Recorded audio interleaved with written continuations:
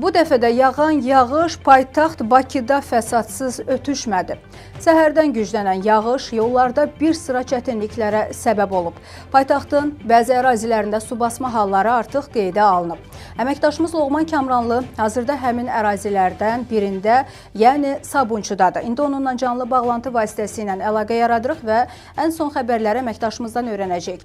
Loğman, salamlayıram sizi, efirdəsiz. Buyurun. Salam Calə, hər vaxtınız xeyir olsun. Bəli, hazırda Sabunçu Dəmir Yol Vağzalının qarşısındayıq.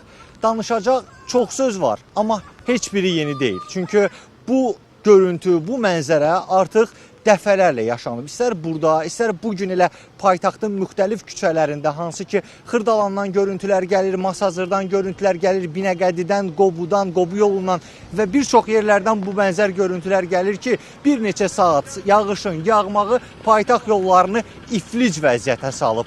Sabunçu Dəmir Yol Vağzalının qarşısı böyük bir dairədir. İstərdim operatorum Sərxan sizə göstərsin mənzərəni. Belə ki, baxın, avtomobillər demək olar ki, yarıya qədər suyun altındadır. Bizim olduğumuz yer, ayaqlarımız hal-hazırda su içərisindədir. Qarşıda bir hazırda yaşayış obyekti var ki, insanlar pilləkənə yığılıb gözləyirlər hər biri. Heç bir şəkildə hərəkət edə bilmirlər. Piyadalar iflic. Baxın, körpə uşaq.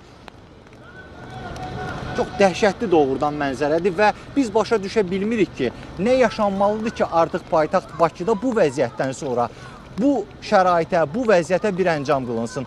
Və əsas məsələ ondan ibarətdir ki, bugün paytaxtda bu cür mənzərə, yağış yağarkən bu cür mənzərənin yaşandığı bir neçə yer var. Elə həmin yerlərdən biri də Sabunçu Dəmir Yol Vağzalının qarşısıdır ki, hər dəfə bu vəziyyətdir, hər dəfə bu situasiya yaşanır, nə baş verir, niyə qarşısı alına bilmir. Hal-hazırda ayaqlarım su içərisində. Çünki avtomobil keçdi və ayağımda olan, baxın, çəkmələr uzunboğaz kifayət eləmədi.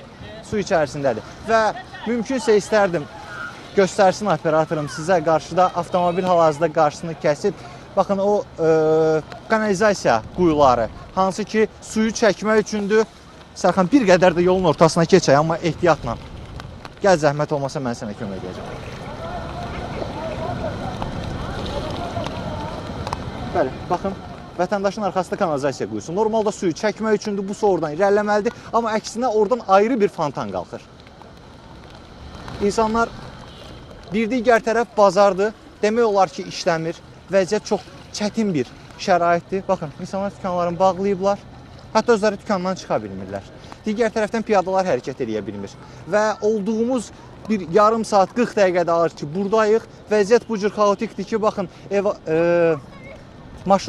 maşınları bu cür formada çəkirlər, evakuatorla qaldırırlar, yüklər çıxardılar. Hələlik onlara hansı maddi ziyanın dəydiyi də ümumən sonraki məsələdir. Və maraqlı budur ki, hər dəfə bu cür hal yaşanır paytaxtda və dediyim kimi məkanlar, yerlər demək olar ki, eynidir və hər dəfə bu cür situasiyaların sonrasında müəyyən bəyanatlar səsləndirir qurumlar, amma nəticə dəyişməz olaraq qalır.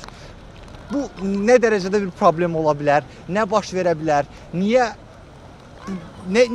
gücümüz çatmır, sözün düzü hal-hazırda söz tapmaqda belə çətinlik çəkirik. Yəni, mənzərə o qədər tanışdır, aydındır ki, vəziyyət dəhşət içərisindədir. Körpə uşaqları gördünüz, baxın, insanlar yenidən, mümkünsə yaxınlaşdır Sərxan o görüntünü. Baxın, qadın, qoca, xəstə, uşaq, yaşlı, gənc.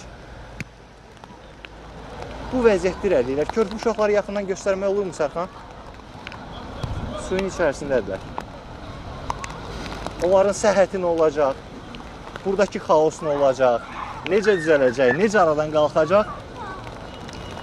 Başa düşməkdə çətinlik çəkirik və təkrardan vurğulamaq istəyirəm. Hazırda bizim olduğumuz Sabunçu Dəmir Yol Vağzalının qarşısıdır, amma burayla kifayətlənmir. Xırdalan da bu vəziyyətdədir, müəyyən küçələri, Masazırın müəyyən küçələri bu vəziyyətdədir. Eyni zamanda digər hansı ki Qobuda bu vəziyyət yaşanır, Biləcəridə bu vəziyyət yaşanır, Binəqədinin bu cür vəziyyətdə olan küçələri var və bunun görüntülərini biz də paylaşırıq, sosial şəbəkələrdə də paylaşılır, amma bu paylaşım bugünün paylaşımı deyil.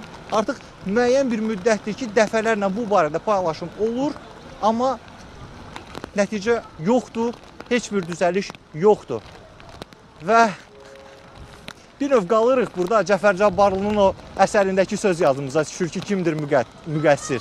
dövlət qurumları mı müqəssirdir, yağış mı müqəssirdir, mart ayında çıxmayan günəş mi müqəssirdir, yoxsa bu əziyyət çəkən vətəndaşlar mı? Hələlik isə Jalə, buradan çatdıracağım məlumatlar bunlardan ibarətdir. Sözü yenidən xəbər mərkəzimizə ötürürük.